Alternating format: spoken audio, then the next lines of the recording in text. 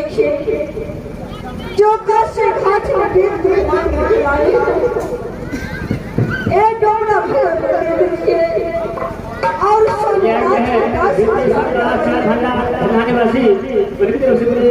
मुस्काती है हमारे गाँव की ओर से लाख लाख शुक्रगुजार है।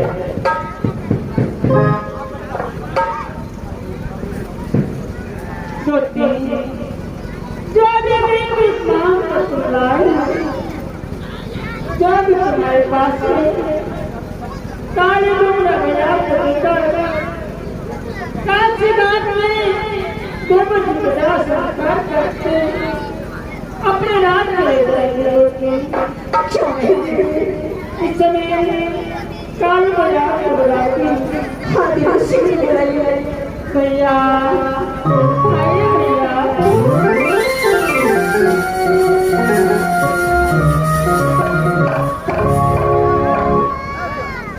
क्या अभी तक तुमने किया नहीं यहाँ से? भैया काशी घाट में एक बात जो मेरे पास है और लेकर आप क्या पैसा लेकर के आ गया? हाँ भैया चलो हमारे पर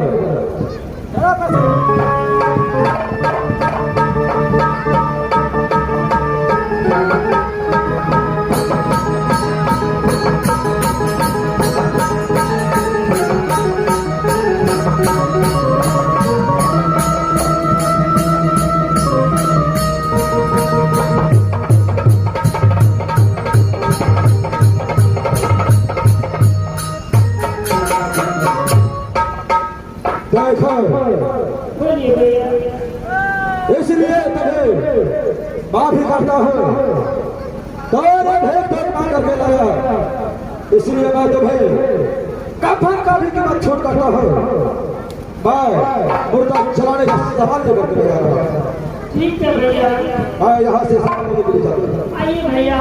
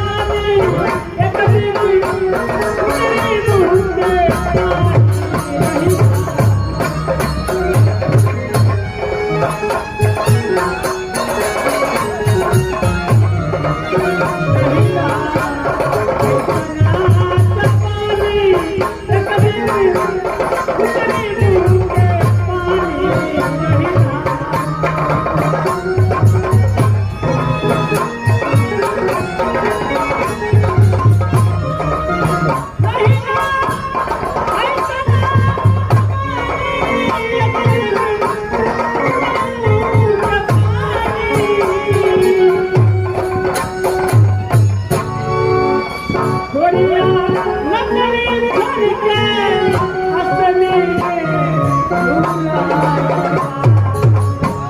माया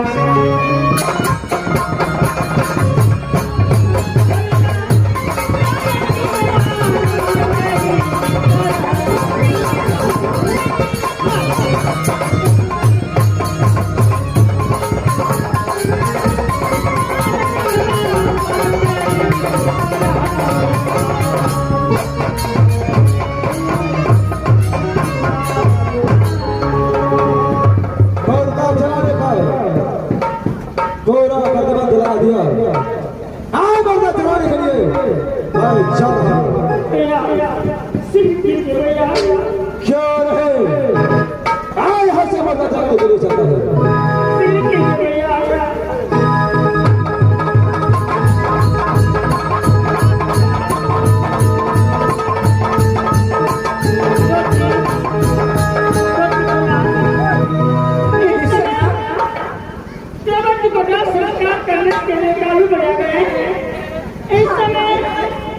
हिंदू धर्म में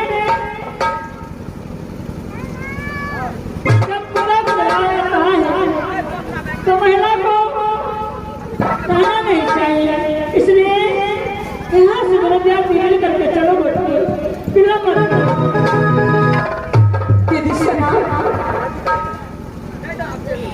तुम सुना से मोबाइल अच्छे हैं खिची बिन दे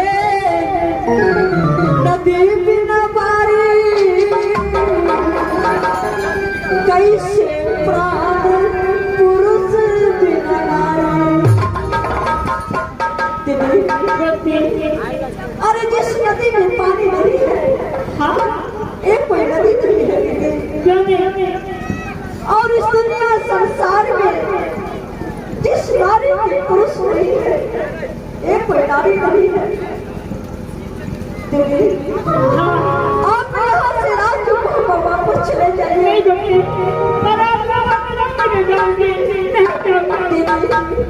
यहाँ से मैं अपने स्वामीनाथ की चिट्ठी में जल करके सत्य मान जाऊंगी, लेकिन राज्य को वापस नहीं जाऊंगी।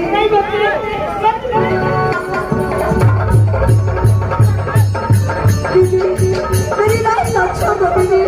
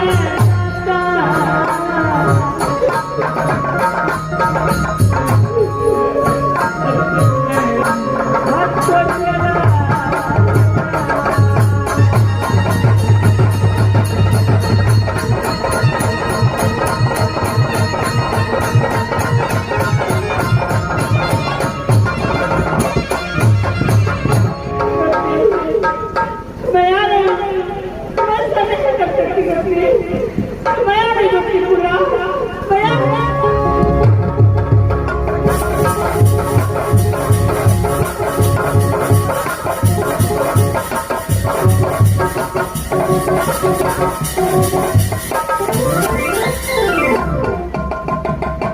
मास्टर साहब, मैं निर्दोष के कारण सफेदा बन करके दुनिया संसार में भ्रमण करूंगा।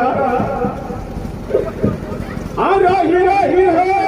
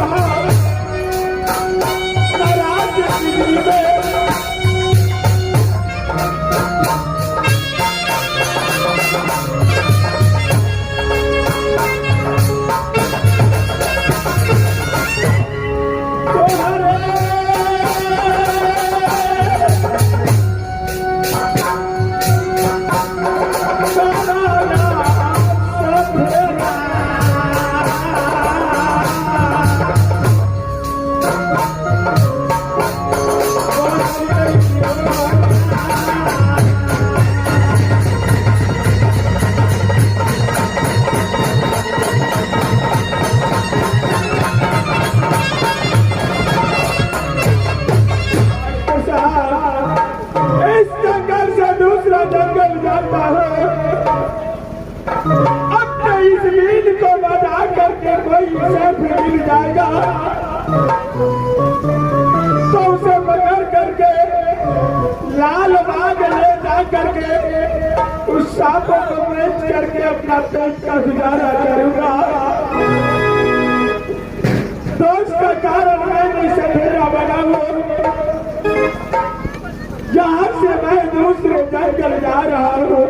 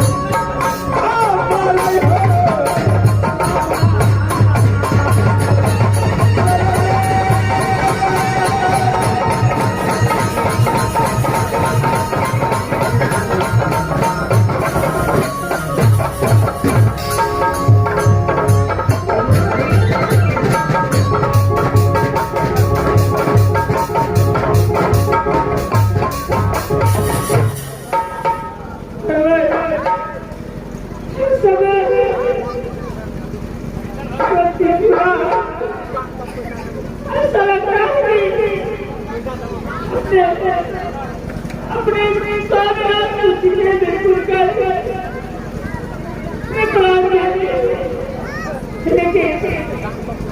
लेकिन मैं जबड़ा चौका कोई नहीं तो मैं रात क्या करूंगी जिस जबल को अपने पुत्र से बढ़कर रखती थी जब वही मेरा न सामना न मुक्ति पूरा तो मैं किसको सुरत दिखाने के लिए राजी होती मेरा खबर रात में नहीं जाऊंगी किसी न किसी वन में जाकर किसी नगर में रहकर मां का साथ लेकिन आज नहीं जाऊंगी